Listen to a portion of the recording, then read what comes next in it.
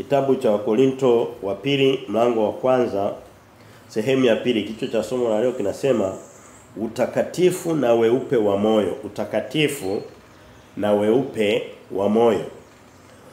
Tumekwisha kusomewa mistari ya Wakorinto wa kwanza mlango wa Wakorinto wa pili mlango wa kwanza kuanzia mstari wa 12 mpaka mwisho wa mlango ambao ni mstari ule wa 24. Mstari wa 12 mpaka 24 na tutaona ujumbe unaohusu nia safi. Nia safi, makusudi dhamiri safi na makusudi safi mazuri. Mkristo wa kweli, Mkristo wa kweli, yule anayelikiri jina la Kristo, tunatakiwa tuwe na tabia ya kuzichunguza na kuzitakasa nia zetu. Sasa kila kitu mambo hakuna kitu kinatoka nje ya nia zetu.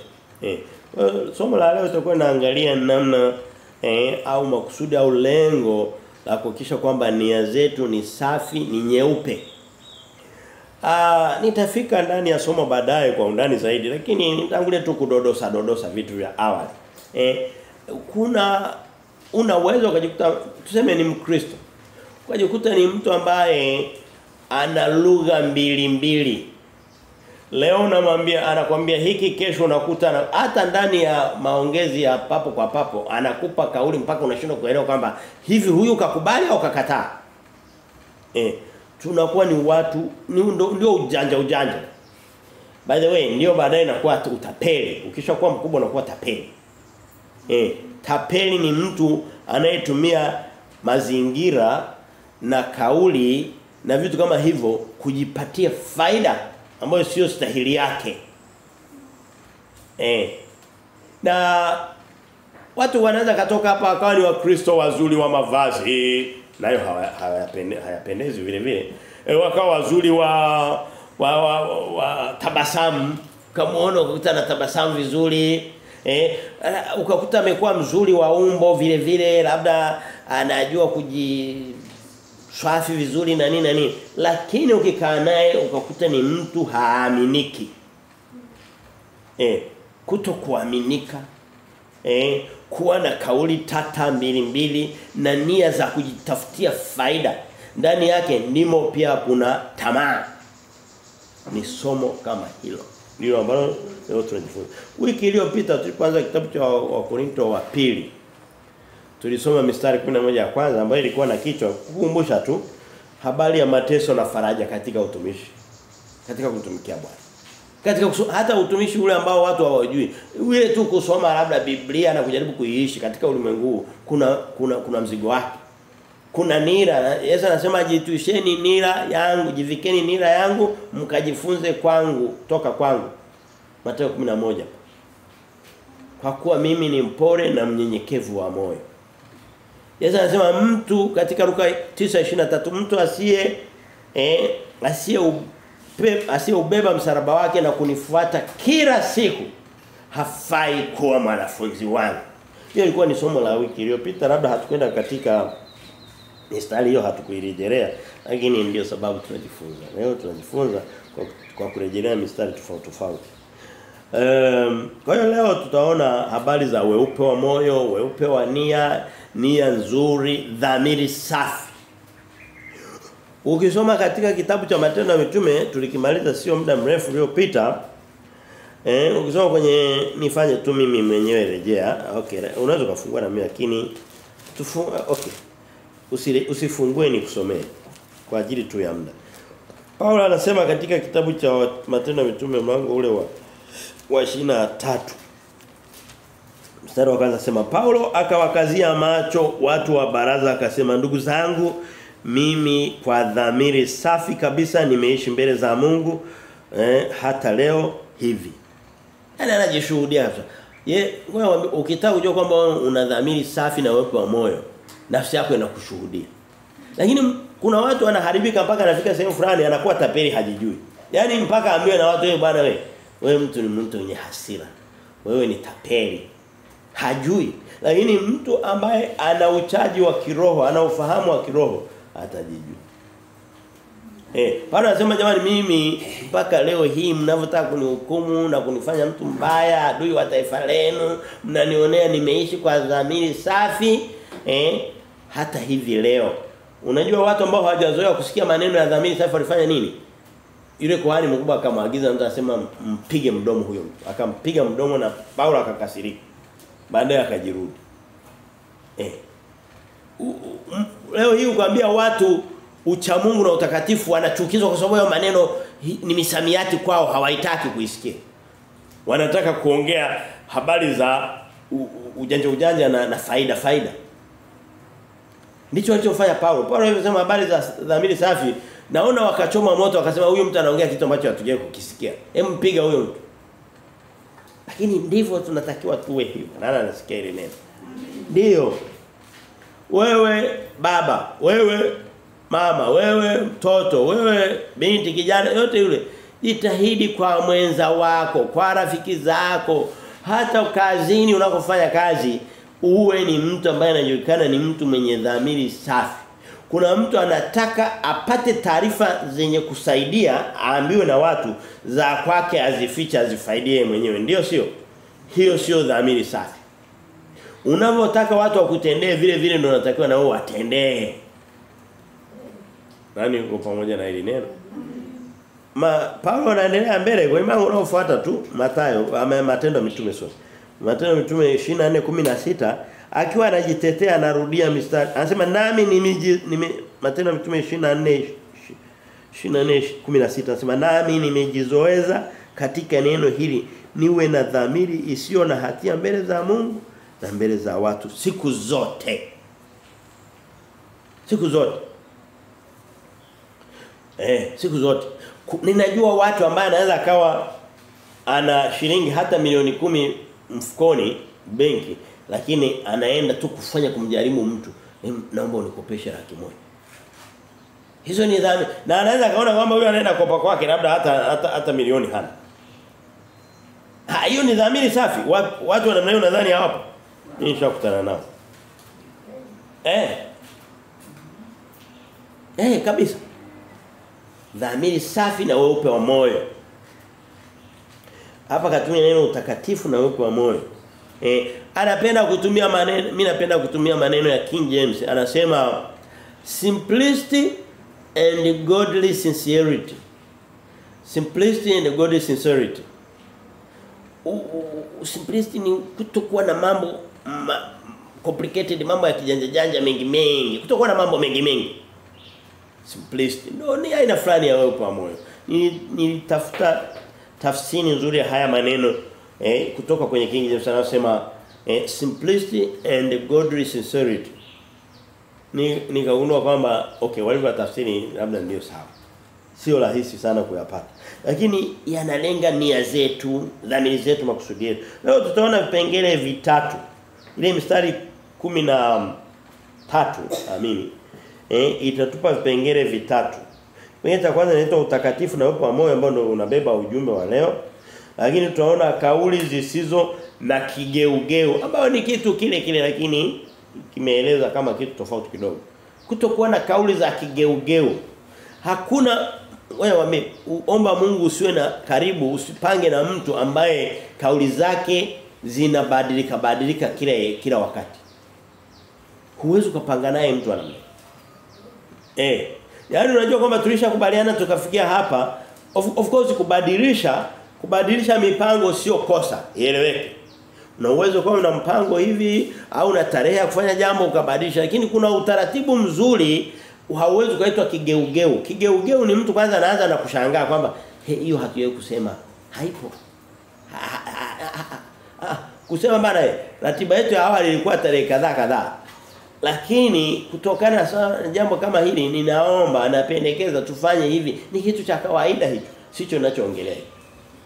Na mtu asiyeba Mungu mwenyewe anabadilisha, lakini mabadiliko ya Mungu kufuata utaratibu fulani. Aidha anaomba, Mungu anaweza kama amepanga, Mungu alikuwa amepanga Hezekia afe mwaka ule. Ndio ilikuwa mpango ya Mungu, lakini maombi, sala za Hezekia na utumishi wake na utakatifu wake ukafanya Mungu abadilishe ratiba. Huwezi kusema Mungu ni kigeugeu. Alibadilisha Sio yale maneno ya awali aliyakubali lakini anasema okay, kwa sababu hizi na hizi tunabadilisha tunaenda kwenye tarehe tunaongeza miaka 15. Na niko pamoja na mimi. Kwa hiyo kauli zisizo za kigeugeu mstari wa 15 mpaka wa 22 na mstari wa mwisho kabisa jukumu la kiongozi wa kiroho. Labda ni baba kwa watoto wake, mama kwa watoto wake, mchungaji kwa kanisa lake au hata wewe mwenyewe tu unavyoongoza watu au hata kujiongoza kwenyewe. Basi kabla hujiongoza watu unajiongoza wewe. Kama huwezi kujiongoza huwezi kuongoza nao. Okay, sasa twende katika vile vipengele vitatu vyote vinavyojibu hoja moja ya simplicity and godly sincerity au utakatifu na weupe wa moyo. Kutokuwa na dhamiri mbaya. Hicho kitu kimeondoka katika jamii. Ningeweza kuhubiri hata wiki 3 mfululizo. Ningeweza kuhubiri hata wiki 3 mfululizo. Kwa sababu ni tatizo kubwa katikati ya sisi wanadamu na sasa hivi zaidi sana katikati ya hao wanaitwa Wakristo. Utakatifu na weupe wa moyo mstari wa 12 mpaka 14 mstari michache hii. Anasema mstari wa 12 anasema kwa maana kujisifu kwetu ni huku ushuhuda wa dhamiri yetu ya kwamba kwa utakatifu na weupe wa moyo utokao kwa Mungu si kwa hekima ya mwili bali kwa neema ya Mungu tulienenda katika dunia na hasa kwenu ninyi. Lazima kwa kweli ni kitu ambacho kinatupa fahari kwamba tulienenda katika dunia hii katikati ya watu wote lakini zaidi sana kwenu wa Korinto, kanisa la Korinto. Tulienenda katika utakatifu na weupe wa moyo. Hatukuwa na choyo zilizojificha. Leo hii nenda katika makanisa ukute labda kuna Mkristo ambaye labda mambo yake ni mazuri kiuchumi kuliko yule mchungaji wake. Atazunguka watagawana. Ndio sio. Atazunguka watagawana. Paulo anasema mimi sikuwa na maneno ya choyo kwenu. Anasema katika kitabu cha Matendo ya Mitume mlango wa 20 alipokuwa na aga wa Efeso anaelekea Yerusalemu. Anaambia kwa kweli muda niliokaa na ninyi wote naomba mnishuhudie. Samueli anasema akiwa na waaga wa Yahudi akimaliza kazi yake ya utumishi wakati ametoka kumsimika Sauli anasema jamani kwenye mlango wa 12 wa Samueli anasema naomba mniambie kama kuna mtu ambaye nilichukua nilipokuwa kiongozi wenu nilikuwa mkuu wa hili taifa la Waisraeli la Wayahudi na Waisraeli wote vile ilikuwa bado Waisraeli walikuwa hawajagawana. Niambieni kama kuna mtu ambaye nilichukua ng'ombe wake au punda wake. Wakasema Samueli hakuna hata mmoja. Akasema basi niwaachie nchi yenu mimi naondoka. Paulo naye anarudia anasema muda wote tulipokuwa haya maneno yanapatikana sehemu nyingi sana. Sina muda wa kwenda huko lakini anayarudia katika kitabu cha Wathesalonike wa kwanza. Sikupata muda wa kurejelea kule. Anasema tulipokuwa kwenu tulilazimika kufanya kazi kwa mikono yetu ili kusudi tusije tukaonekana kama tulikuja kula kwenu badala ya kufanya kazi ya Mungu. Leo hii kuna watu anaweza akaja kwambia leo tunakuja kuomba kumbe anakuja kula kuku. Akishajua kwamba una vikuku vya kienyeji vya kutosha wanajikusanya wawili watatu wao ni wachungaji na makoti makubwa. Wanaingia kwako wanasema tunakuja kutakasa hii ardhi. Lakini kasadaka basi. Akitoka pale ameshakula kuku anaondoka na kuku mzima. Kama una upendo unaweza kumpa lakini vile vile kuna na kumpa ukaona ni kwa upendo lakini kimsingi ukao umelazimishwa hujui tu. So unaona macho yake tu yanatisha. Unaona macho yake yanatisha.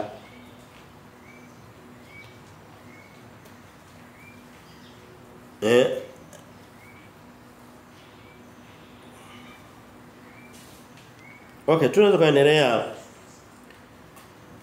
Mstari ukisoma wa Thesalonike wa pili, maana yake hayo ndio yalikuwa maisha ya mtumishi wa Mungu huyu Paulo na wenzake ambao tunatakiwa tujifunze kwa ndio maisha ya Kristo.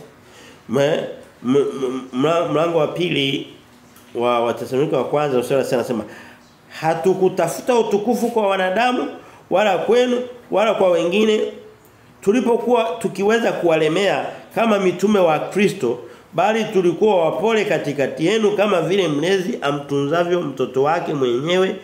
Vivyo hivyo nasi tukitumaini kwa upendo mwingi tuliona furaha kuwapa si injili ya Mungu tu bali na roho zetu pia, kwa sababu mmekuwa wapendwa. Lazima tulikuja kwa upendo kamili. Hatakuwa tumekuja kupata vitu vyenu. Paulo sehemu nyingine anasema katika Wakorintho hii ya pili, tutafika huko baadaye. Anasema nilipokuja kwenu sikuja kutafuta vitu vyenu bali nilikuja kutafuta roho zenu. Leo hii watu wa makanisa yao hawatafuti roho, wanatafuta vitu vyao. Kabisa. Wanatafuta vitu vyao. Anapiga mahesabu anasema hili kanisa langu baada ya miaka 5 nitakuwa na miliki nini na nini na nini na nini. Anasema umetusema, Biblia ndio imesema. Kazi yangu tu ni kuwaingiza katika maandiko ni kama mfano. Hata sehemu nyingi tu nyingine kwenye Paulo anasema kwamba sehemu nyingi na sio Paulo tu, watumishi wote. Humuoni Petro katika utumishi wake anasema katika Petro wa kwanza mlango wa 5 anasema mlango wa 5 anasema kama hatukujifanya mabwana au watu wakubwa ambao tunakuja kwenu kusudi mtubebe, mtutumikie na nini tuje kuonyesha vyeo vyetu hapa. Lazima tulikuja tu kuwahubiri injili ya Kristo na kuwapa vipawa vya mbinguni. Kwa hiyo mimi katika utumishi wangu nimekuwa nafanya hivi. Sehemu nyingine Paulo hapa amesema kwenye Tesalonika anasema hatukuwapa tu injili, tuliwapa na mioyo yetu, tukawapa na kila tulichokuwa nacho. Tunaweza tukayasema haya kwa undani zaidi, lakini hebu tusogee mbele kidogo. Anasema tunasoma mstari wa 12. Tunasoma mstari wa 12. Simplicity and godly sincerity. Simplicity ni kutokuwa na mambo mengi ya ujanja. Hivi ulishawahi kukutana na mtu mwenye mambo mengi mpaka ukaogopa? Anakupa taarifa mchanganyiko, atakwambia uhusiano wake na wanasiasa, atakwambia safari zake alizofanya sijui nchi fulani, humo anakuambia biashara, ukitafuta makazi yake hujui anakaa wapi. Niko hapa naelekea hapa, nimetoka huko alafu nitakuwa mwaka nitaufunga nikiwa huku na nitakuwa nimesharudi na kule na kule.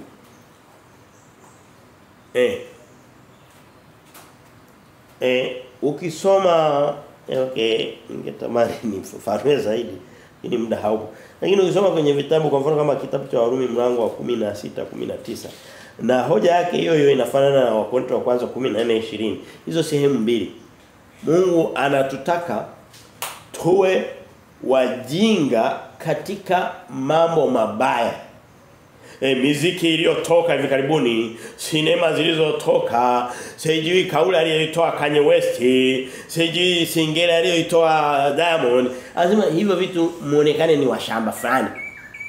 Lakini ninapokuja kwenye mambo ya Mungu ya thamani, muwe na akili, muwe na ujuzi.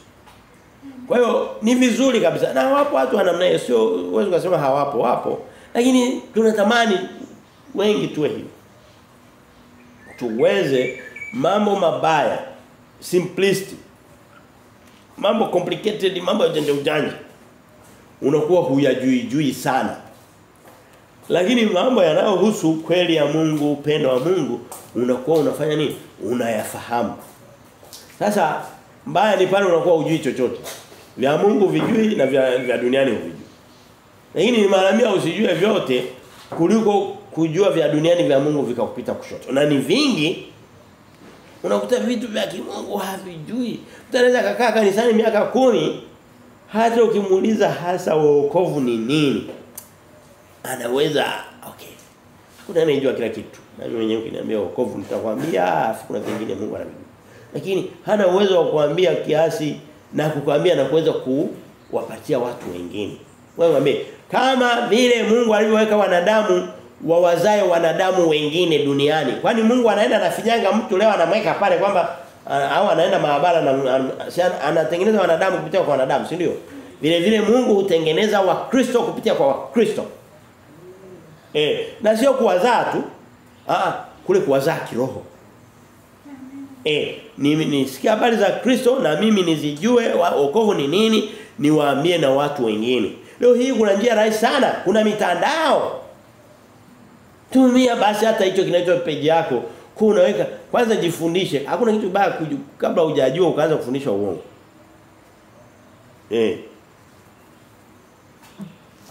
Kwa hiyo yote ina uhusiano na ule utakatifu na weupe wa moyo. Hivi sehemu nyeupe ina vitu vingi sana vimejazana vimepangana mpaka unashindwa kujua chini kuna nini. Sehemu nyeupe kiukweli ina vitu vichache. Sehemu nyeupe ina vitu vichache unaweza kuona kila kitu. Kuna mtu ukikutana naye ukasikia kauli zake na nini unashindwa kuelewa kabisa kwamba amesimamia wapi. Ana vitu vingi, hana weupe wa moyo. Kuna mgandamizo wa vitu. Msome ule mstari wa 13. Anasema hivi. Maana hatuwaandikii ninyi neno ila yale msomayo au kuyakiri, nami natarajia kuwa mtayakiri hata mwisho. Anasema jamani, habari tunazowahubiri sio vitu viko nje ya maandiko. Ni vile vile ambavyo viko katika neno la Mungu. Ni kama hivi tunachofanya. Mimi sijawahi kuhubiri bila kuwa na maandiko ya kutosha mbele yangu. Na ndivyo tunavyotakiwa tu. Nakumbuka zamani kabisa, zamani sana. Niliwahi kusikia mtu mmoja anakuambia anajaribu kujifunza kuhubiri. Wakati huo nilikuwa sijui vizuri maandiko lakini bado niligundua kama anapotoka.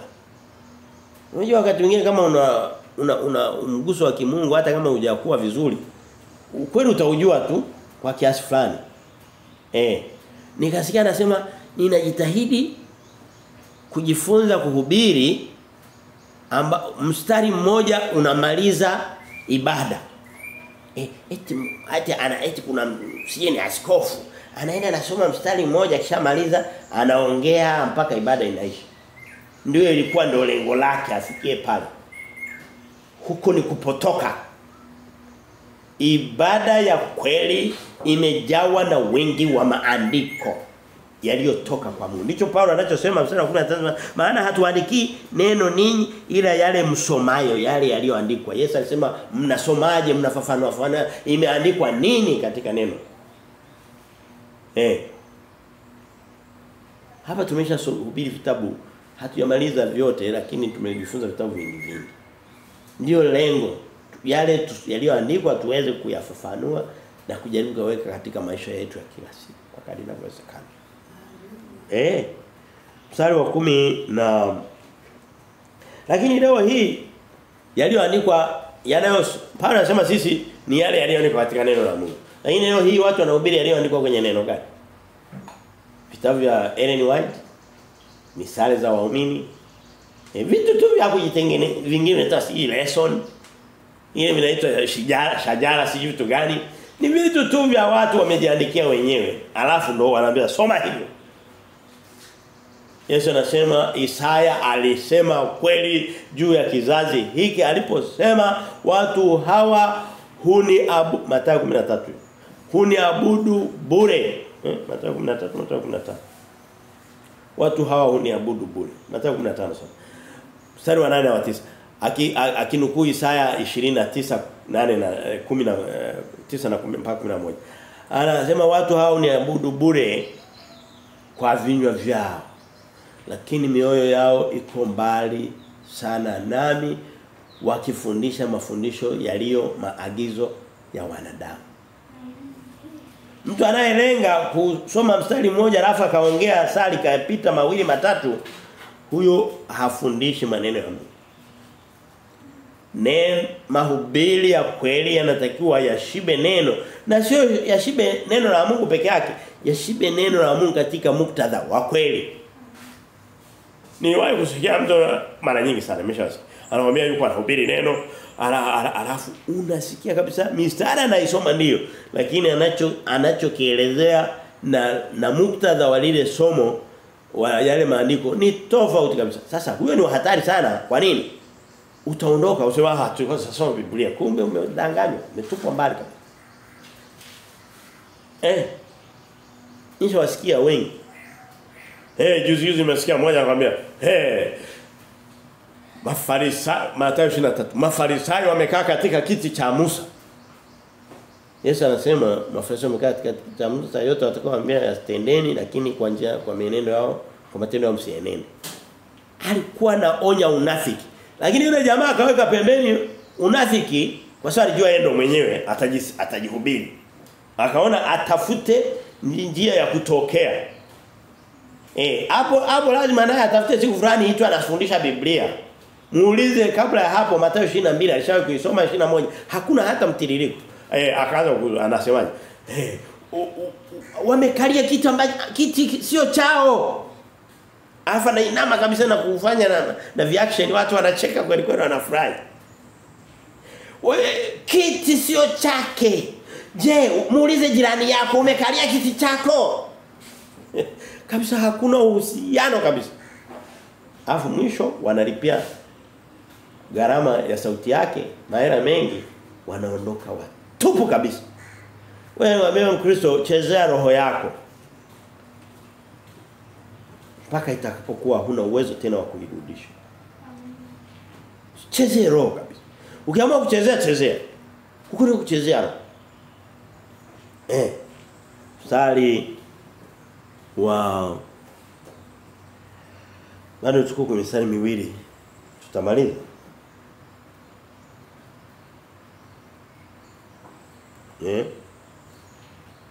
Mstari wa 14 anasema.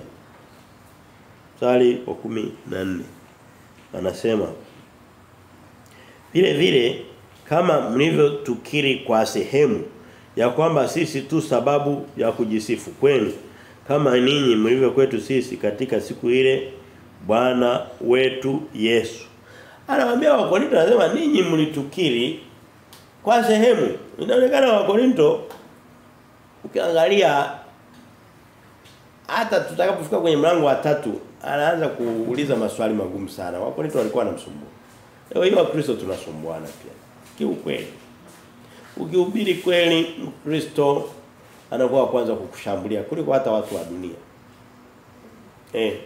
Anasema mlitukiri kwa sehemu, labda sio yani hamkuwa na hamkujimwaga kikamilifu.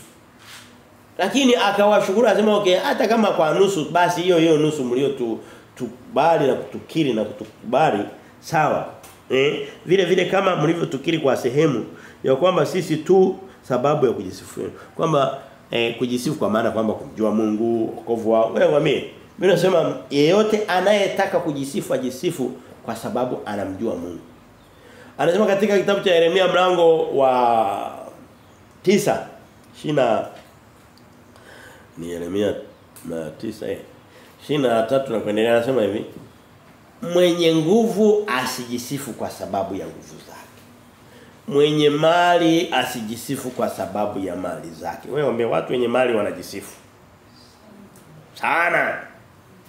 Mwenye hekima asijisifu kwa sababu ya hekima yake, bali mwenye kujisifu ajisifu kwa sababu ananijua mimi.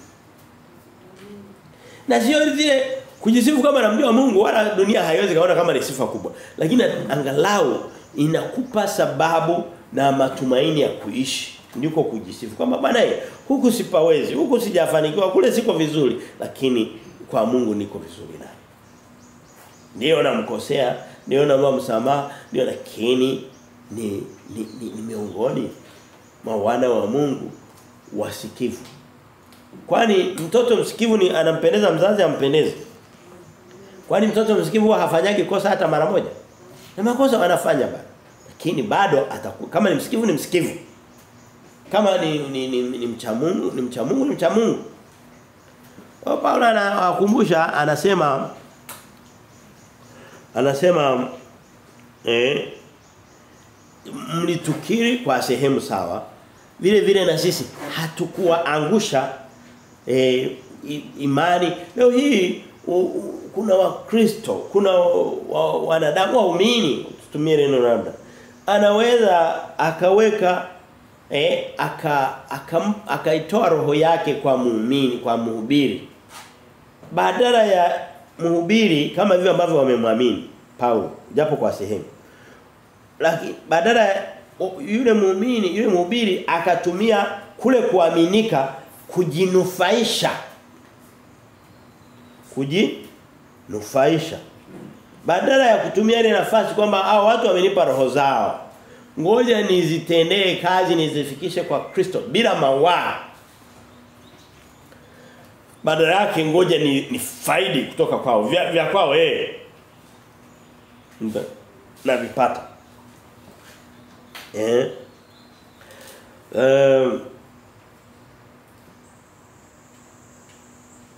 Napenda sema vile kama vile ambavyo kujisifu furaha yenu, na sisi ninyi mmekuwa ndio furaha yetu.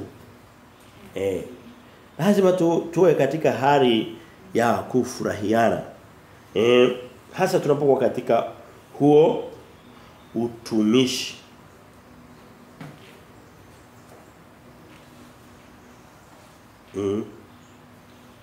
Mstari ule wa hoja ya pili ndogo katika hoja kubwa ya leo inasema kauli zisizo na kigeugeu au zisizo kigeugeu.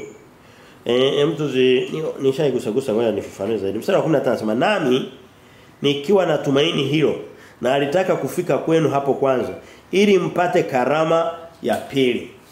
Bwana anasema mimi nakuja kwenu mara nyingi. Usije kutafuta vitu vyenu, usije kufanya nini? Ninakuja kuletea karama. Kama ulishapata karama ya kwanza ya imani ya kuamini, imani yenu ikue kutoka utukufu kwenda utukufu zaidi, kutoka kimo kwenda kimo zaidi. Anasema mkiniona nakuja mara nyingi, sije kufanya nini? Nakuja kufanya nini? Kuwakuza, kuwapa nafasi ya pili, nafasi ya zaidi ili kusudi muende juu zaidi.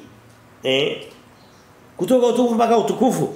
Mstari wa 10 anasema na kupita kwenu na kuendelea mpaka Makedonia, na tena toka Makedonia kurudi kwenu na kusafirishwa nanyi kwenda Uyahudi. Makedonia ilikuwa kaskazini mwa Korinto. Na nadhani kijiografia katikati kuna Athens au Ugiriki mji mkuu wake. Bwana anasema mimi nilikuwa siwahudumii ninyi, tunaenda kwenye makanisa ya Makedonia na makanisa ya Filipi hayo na nini. Anasema nilikuwa naenda huko nipite kwenu na ninyi niwahudumie, niende huko, nikitoka huko nipite kwenu tena nikiwa narudi Uyahudi. Anawapa ratiba yake. Ni vitu ambavyo huwezi kuona uzito wake katika maandiko ya kila siku, katika maisha ya kila siku. Lakini anatumia kule kuwajulisha ratiba zake, labda na gharama atakazotumia, kuonyesha kwamba jamani, nikiwaambia kwamba jamani nahitaji msaada, mnisafirishe niende nikahubiri wengine na wengine watanileta kwenu na twende sehemu nyingine.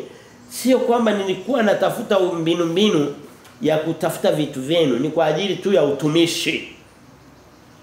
Ni kwa ajili ya utumishi. Anasema hivi, mstari ule wa 17, basi nilipokusudia hayo, je, na alitumia kigeugeu au hayo ni ya kusudiayo? Na ya kusudia kwa jinsi ya mwili kwamba iwe hivi kwangu kusema ndio na sio.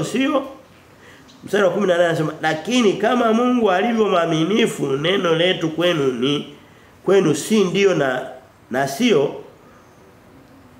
Na mstari wa 19 nitausoma, anasema maana mwana wa Mungu Kristo Yesu aliyehubiriwa katikati yenu na sisi, yaani mimi na Silwano na Timotheo, hakuwa ndio na sio bali katika yeye ni ndio. Anawaambia hatukuwa na kauli leo tunasema ndio, kesho tunasema si, asema hiyo sio hiyo. Asema tulikuwa na kauli moja, kama ni ndio. Sehemu nyingine anasema katika kitabu cha Mathayo kama sio 37. Anasema hivi, Mathayo 37. Anasema kauli zenu ziwe ndio, kama ni ndio, kama sio Mathayo 37. Kama ukisema ni ndio, kama ni sio, bwana hiki kitu siwezi, unamaanisha sio kwamba una kauli mbili. Anasema yanayozidi hapo kutoka kwa yule mwovu. Na alikuwa amelitoa ni Kristo mwenyewe akihubiri. Alikuwa amelitoa katika watu wenye tabia ya kutaka kuwapa. Yaani ukiona mtu muda wote akitaka kukuaminisha kitu anataka kuweka na kiapo juu yake. Huyo mtu mshtukie. Niko pamoja na mimi. Kabisa hakika Mungu ni shahidi. Ukishasikia mtu anakuambia mara 5 anataka kukuwekea na Mungu ni shahidi. Siwezi nikamsema kwa sababu sijui nafsi, lakini mara nyingi na ukilinganisha neno la Kristo, huyo ni mtu ambaye kauli zake sio za kuaminika. Anakuambia bwana ukimwambia mtu ni hiki bwana sivyo kilivyo, basi ndivyo maana yake sivyo kilivyo.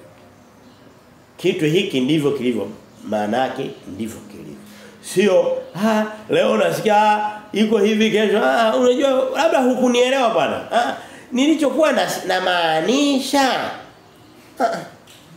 kauli silitoka. Silisikika. Leo mtu anakuambia kitu anakuambia hicho sijasema. Na ukimwangalia unakuta amekauka kweli kweli usoni. Acho makavu. Lakini ukienda kwa undani unakuta ni kigeugeu tu kinamsumbua. Nani amesikia nini? Miongoni mwa vitu vinavyomuudhi Mungu ni maisha ya kigeugeu. Yaani mtu kigeugeu anaweza kama mbaya kuliko hata mwizi. Maana mtu anaweza kaja kaiba ndara ambazo hutumii tena. Kumbe bora hata amekusaidia kuzitupa. Sawa, lakini mtu akigeugeu rafiki yangu atakutesa nafsi. Na mara nyingi ndani ya familia. Leo hii kuna familia unakuta mume ana vitu vyake vya siri. Mke naye ana vingine vyake vya siri vingi vimejificha. Hiyo hapo kuna weupe wa moyo. Hapana. Sasa hawa wanaosema ni mwili mmoja mpaka kifo kitenganishe kweli?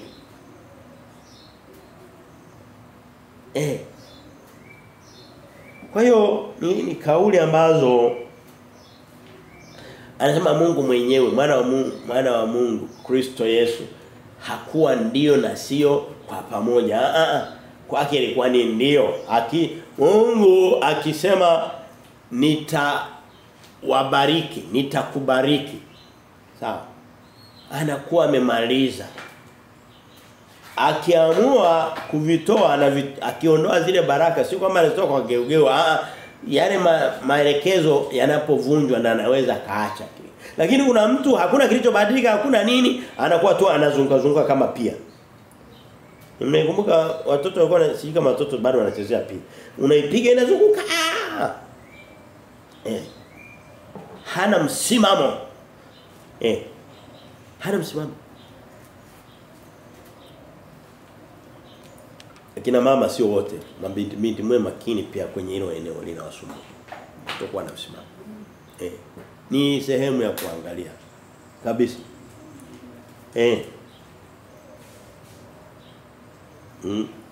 Kwa hiyo tusome mstari ule tumesoma mstari wa ngapi? Tumefikia mstari wa ngapi?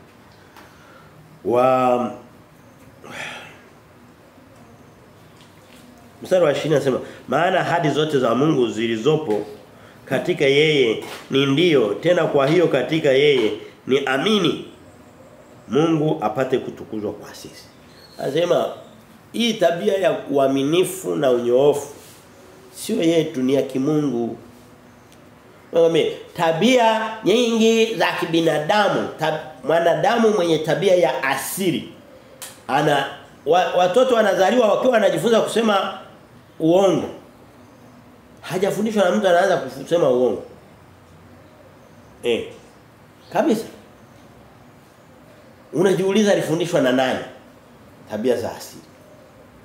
Lakini tukitaka tabia za kimungu ni pamoja na kusema kweli, ni pamoja na uaminifu. Ndio sababu tunasoma neno. Ndio sababu tunajifunza neno la Mungu ili kusudi zile tabia za kimungu zile zilizoandikwa katika neno lake, katika roho wake ziweze kuwa sehemu ya tabia yetu. Wewe unaweza ukabadilika ukamfanania Mungu wako, ukamfanania Kristo kwa kumfuata Kristo na neno lake. Kuna watu nawajua kabisa unamkuta zamani alikuwa mtu mpaka mnaachana ni mtu mjanja, mtu mzembe, mtu lege hobola yani haeleweki. Alafu baadaye unakuja unakuta alishabadilika. Ni mtu makini, amenyoka, anafahamu, yuko vizuri. Yaani mpaka unasema alafu inakuchukua muda kuanza kuamini kwamba hivi ni kweli au kama labda anajipretend tu. Lakini alipatwa na mguso na yale mafunuo ya kimbingu yale. Ngoja nikuombe Mkristo naye nisikia wewe mbali na sisi tulioko hapa. Tujifunze kuyapokea haya mafunuo ya kimbingu. Yatutengeneze. Yes, niseme kitu kingine mtukubaliane. Ndio ukikaa katikati ya watu wajanja wenye matapeli wenye kauli mbili ukiwa hauna hizo tabia utaumia. Utaumia. Lakini haitupasi kuwa na tabia za kama wewe ni kondoo, endelea kuwa kondoo, usijifunze kuwa mbwa mwitu. Mungu atakutunza. Hivi kati ya mbwa mwitu na kondoo Mungu anamtunza nani? Mungu anatunza kondoo wake. Hata kama ikikulazimu kama unaishi na watu ambao wana lugha mbili tatu usiige hizo. Tujifunze kuwa na huu weupe wa moyo na kutokuwa na kigeugeu. Hata kama labda wewe ni mwanamke mmeo ni mtu mwenye lugha za kigeugeu, usijifunze. Labda wewe ni mwanaume mkeo ni kigeugeu, usijifunze. Juzi nilisikia, nafikiri nilionyesha, ilitangazwa Tanzania nzima nadhani. Hata mimi mpaka nikaona vitu kwenye taarifa ya habari maana yake vimejulikana na watu wote. Sio usiangalie taarifa za habari. Lakini tuliona, nakumbuka watu baadhi yetu, mwanamke aliyeuawa na mume wake. Kesi imeenda mpaka nasikia yule mwanaume amehukumiwa kunyongwa. Hapa Dar es Salaam. Ni kesi ya nyuma kidogo. Ni kitu ambacho mtu yote ambaye anaishi Dar es Salaam au anaishi Tanzania atakuwa ashakisikia. Kwa sababu ni vitu maarufu kwenye taarifa. Na ikasemekana kwamba chanzo cha mauaji na ugomvi huo, mme alikuwa mlevi, anaingia nyumbani saa 10 au alfajiri. Mke akafanya bidii kumgeuza, mme akakataa kugeuka, yani akashindikana. Mke naye akafanya nini? Akaanza naye kufanya kama yeye. Siku ya mauaji mke anaingia saa 10 alfajiri, sasa ni kinyume, mme ndio yuko ndani ya nyumba, wakaanza kukamatana. Kama ndivyo ilivyokuwa, wote ni wakosaji. Kwa vile huyu ni jitu linakuja saa usiku, limelewa saa alfajiri, limelala huko nusu, linakuja kumalizia usingizi wa alfajiri nyumbani, na wewe unaingia saa hizo eti mke umejifunza ni kama unalipa kisasi. Biblia inasema ndugu msilipe kisasi. Lakini ikagharimu uhai wao na kuleta maumivu makubwa. Yanaweza akampata mtu yoyote, na hata Yesu alisema je, wale watu ambao walioangukiwa na mnara kule Siloamu, mnadhani kwamba walikuwa wabaya kuliko watu wote wakao Yerusalemu? Anasema na ninyi msipotubu vivyo hivyo mtaangamia. Kwambie hivi vitu mambo haya tunasema ni maisha halisi. Ni maisha halisi. Tusome mstari wa 22 unaosema mstari wa 21 anasema basi yeye atufanyaye imara pamoja nanyi katika Kristo na kututia mafuta ni Mungu. Anasema wewe nifafanue mstari. Watu wengine wanaweza usielewe hasa uandishi wa kitabu cha Korinto wa pili sio mwepesi.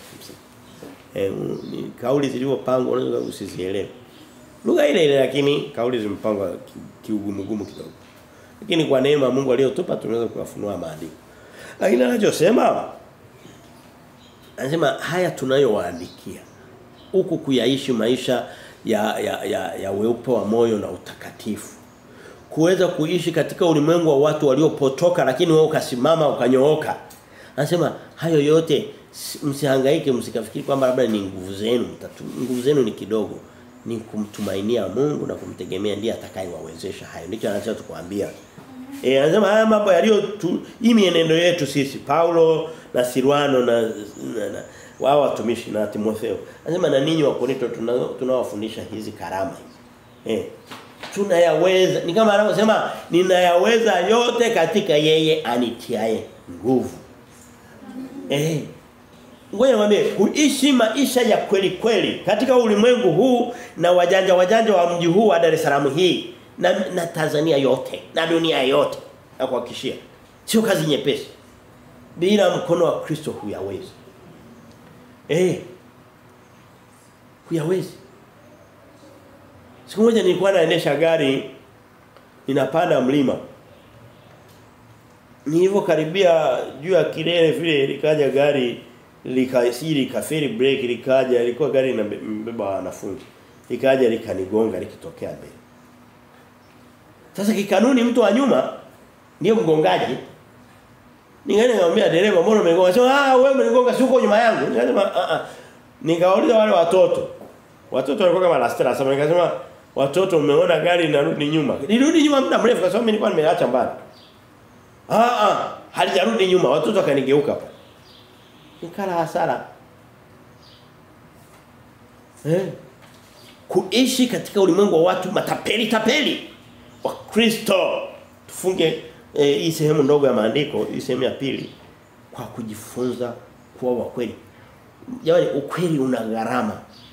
Kuna gharama fulani tutailipa. Kweli kabisa. Na anachokuambia sio kwamba nakwambia wewe naweza sana, mimi mwenyewe pia napambana nayo kila itopo leo. Nani mmesikia maneno? Maisha yasiyo ya kigeugeu, maisha ya kweli. Hem tumalizie kipengele kidogo cha mwisho cha mistari miwili tu.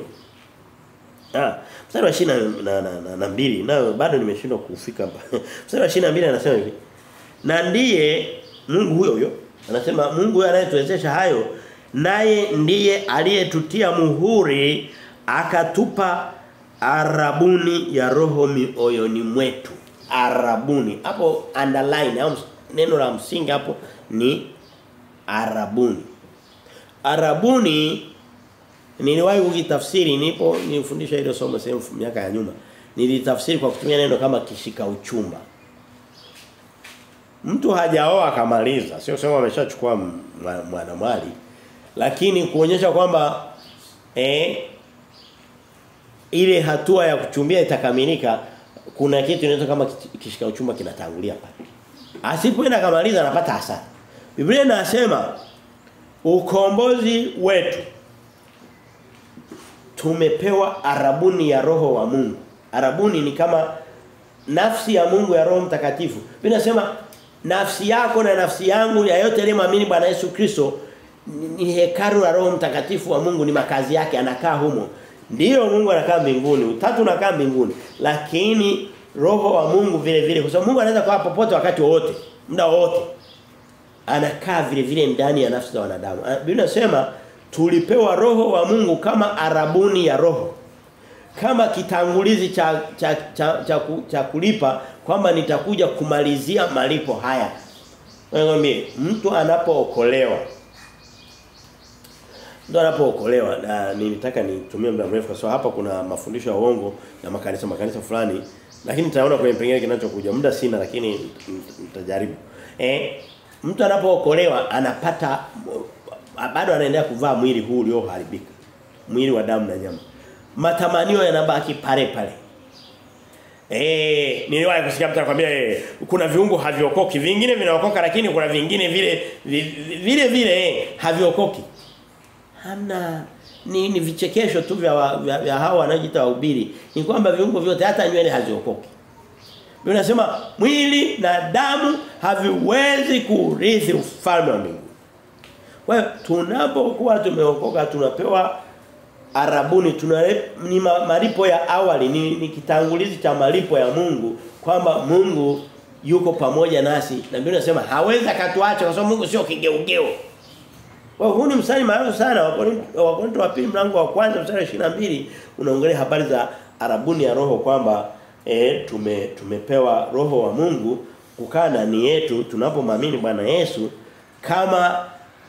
kama uhakika kwamba Kristo hawezi akatuacha wala hatatupungukia wala hatuwezi tukapoteza ule wokovu. Na baadaye anasema ni muhuri. Tumalizie kipengele cha 3. Okay. Kabla ya kumaliza kipengele cha 3, hiyo sehemu ni kubwa sana. Kuna makanisa nitakalo sema moja ni lile la Jumamosi. Watu wa Jumamosi wanakuambia muhuri wa Mungu ni nini? Ni Sabato. Kwamba Yesu Kristo mwenyewe ndio alimgharimu katika kuonyesha kwamba imekamilika, kilichobaki ni Kristo.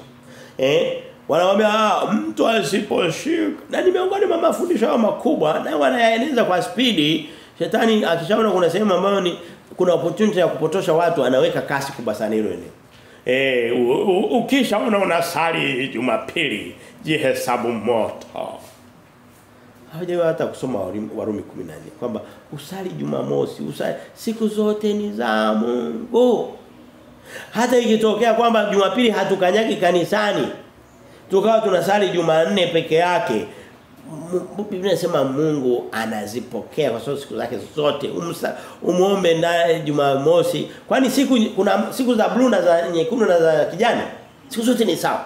Lakini nakwambia ni Jumapili ni siku. Jumapili ni siku ya mpinga Kristo na Jumamosi ni siku. Wapinga Kristo wamejaa hapo Yerusalemu. Ndipo wamejaa. Na wamejazana na mashoga humo Yerusalemu na Tel Aviv na Haifa na miji yote mingine. Wanaishika Jumamosi kuliko hawa. Lakini nakwambia, lakini ngoja nikuthibitishie kwa maandiko, nishawahi kulithibitisha kama somo maalum kabisa, lakini tusome katika kitabu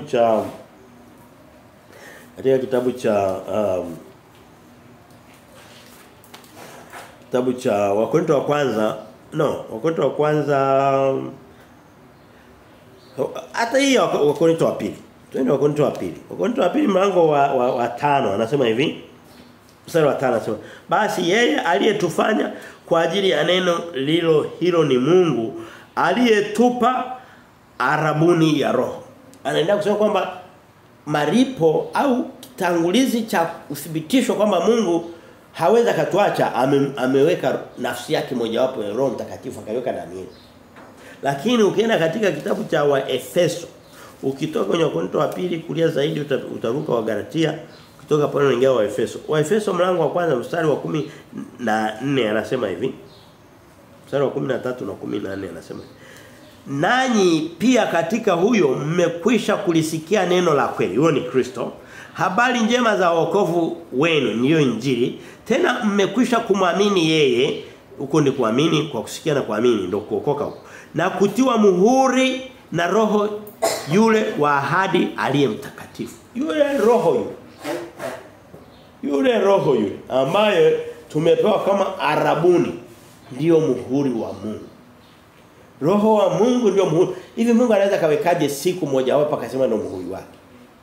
Na huo muhuri utapigwa wapi? Kwa sababu Biblia inasema ameupiga moyoni mwetu, kwenye nafsi zetu. Kwa sababu ndiko roho anakokaa. Anasema ni arabuni na ni muhuri. Ni uthibitisho. Ni arabuni na ni muhuri. Muhuri ni nini? Ni kitu kwamba hiki kitu ni chenyewe, ni original. Imepigwa muhuri.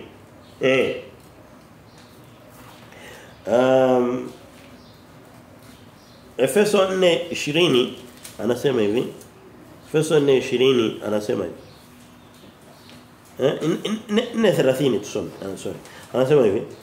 wala msimhuzunishe yule Roho Mtakatifu wa Mungu ambaye kwa yeye mlitiwa muhuri hata siku ya ukombozi. Mlitiwa muhuri. Wewe niulize, muhuri wa Mungu kwa watu wake amesema ni nini? Ni Roho wa Mungu. Si ndio? Ambaye ni Roho wa Mungu anapatikanaje? Kwa imani katika Yesu Kristo. Hajawahi ukitafuta mwanzo mpaka Ufunuo huwezi ukasikia neno muhuri hasa katika agano la jipya. Kwa sababu vinginevyo tungebaki na agano la kale. Lakini katika agano la Kristo, agano la wokovu la uzima wa milele, hakuna sehemu ambapo Mungu kwanza hakuna hata sabato. Walipokuwa wanaenda kufanya sabato walikuwa wanaenda kunyofua watu kutoka huko na kuwaweka katika kanisa la Mungu. Sabato ilipotea pamoja na hekalu. Yesu akasema litavunjwa. Hakuna jiwe litakalobaki juu kwa sababu silihitaji. Lakini anasema nitalijenga kanisa langu. Yaani yuko pamoja na mimi. Tunaongea kwa kusisitiza wakati mwingine. Hem tumalizie vipengele mistari iliyobaki na ilikuwa inakuja kwenye kipengele kinachosema jukumu la kiongozi wa kiroho. Kwa ajili tu ya muda maana nimesisitiza sehemu ambayo najua ilikuwa inasumbua. Kwa ajili ya muda ngoja tu nisome ile mistari kwa pamoja na nifafanue kwa ufupi nifunge. Mstari wa 22 na wa 23 anasema lakini mimi namuita Mungu awe shuhuda, awe shahidi juu ya roho yangu ya kwamba kwa kuwahurumia sijafika Korinto. Na mstari wa 24 anasema si kwamba tunatawala imani yenu bali tu wasaidizi bali sisi ni wasaidizi wa furaha yenu maana kwa imani yenu mnasimama. Paulo alikuwa na mambo na Wakorinto kwa sababu walikuwa sio wasikivu na tunapenda kwa mlango wa 3 walikuwa mpaka wanamdai anasema ukitaka kuja uje na barua tuthibitisha kwamba ni wewe kwamba una haki au Paulo anasema jamani mimi ndiye niliyewaletea wokovu. Ndiye niliyetengeneza kanisa. Mnanidai tena nianze ni kama uanze kumdai mzee Nyerere umwambie tupe uraia wako. Wewe ndiye uliyetengeneza taifa. Alafu tutadai kwamba wewe ni raia wa wapi? Paulo anamdai awathibitishie yeye ndiye alitengeneza lile kanisa. Akawapa injili, akawapa watumishi, akafanya nini? Akija kwao kuwahubiri na kuwaimarisha, wameshabadilika, wameshapotoka, wanamdai wanasema njoo na barua fulani, tutuletee barua ya uthibitisho. Ni ugeugeu usio kwa hali. Kwa hiyo tunaona jukumu la kiongozi wa kiroho anasema mimi na wale wanaoongozwa ni kuaminiana. Lakini sio kuaminiana peke yake, ni kuheshimiana, sio kuheshimiana peke yake, ni kupendana, sio kupendana peke yake, ni kushirikiana. Anasema sijaja kwenu Korinto hivi karibuni sababu sikutaka nije nikute taarifa nilizopata ni kwamba mko katika hali mbaya. Nimewapa muda mtubu. By the way ndicho Kristo anachosema. Biblia inasema Kristo anakawia kuja ili kusudi ikiwezekana watu wengi waweze kuokolewa, waweze kukata mashauri yao. Anasema kama ningekuja Korinto ningeweza kulisambaratisha ile kanisa kwa sababu walikuwa wanafanya vitu visivyo vya kawaida. Na anasema lakini mimi namuita Mungu awe shahidi juu ya roho yangu ya kwamba kwa kuwahurumia sijafika Korinto. Ni huruma. Niliona nikawie mtengeneze mambo yenu vinginevyo ningekuja nikatupa watu nje kanisa kwa sababu ya mambo yao mabaya. Na anasema sifanyi hivyo kwa sababu mimi nina mamlaka juu yenu si kwamba na watawala imani yenu bali ni msaidizi tu wa furaha yenu. Yaani hiyo kazi nilikuwa nakuja kuifanya ya kujaribu kuwarudisha katika mstari na nini na kwa adhibu waliokosea anasema hizo habari. Anasema sio kwa sababu na watawala ni kuwatafutia furaha yenu na amani mbele za Mungu wenu. Hilo ndio jukumu kuwapenda watu wakati mwingine na kuwapa maumivu ili kusudi waweze kupata faida zaidi. Mungu awabariki sana kwa tumesha hapa tumemaliza kitabu cha Wakorintho wa kwanza mlango Wakorintho wa pili mlango wa kwanza. Neema ya Mungu ikawafunike. Asante Bwana Yesu Kristo tunakushukuru ni katika jina la Mungu Baba na Mwana na Roho Mtakatifu. Amina. Kupokea yote. Amen.